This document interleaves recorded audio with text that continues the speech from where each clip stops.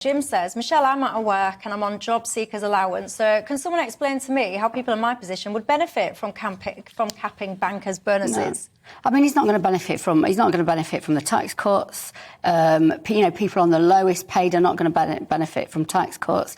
Nothing that Liz Truss and Kwarteng are suggesting is going to help anything at the bottom. Nothing. There's not a thing.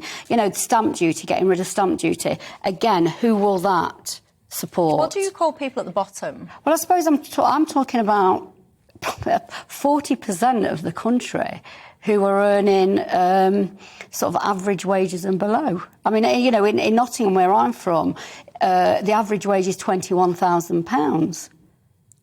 That's, and that's about 25% of the country.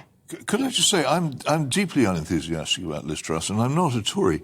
But it ought to be said that the theory behind this is that people at what you call the bottom would indeed benefit from the economic growth which is result. And it may well be, and in my own strong suspicion is that it won't be. But that is the argument for it. My problem with policies based on tax cuts is if they're not also based upon considerable cuts in government spending and borrowing, they won't last. And in all the time that the Tory party has been saying we're cutting taxes, actually it's been increasing.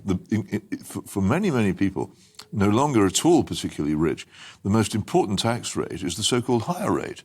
Which comes in at very high levels and hits an awful lot of people very hard. And they may take a little bit off the basic rate of income tax, but it's my experience that that people seem to me to be paying more tax after several years of Tory government than they were before.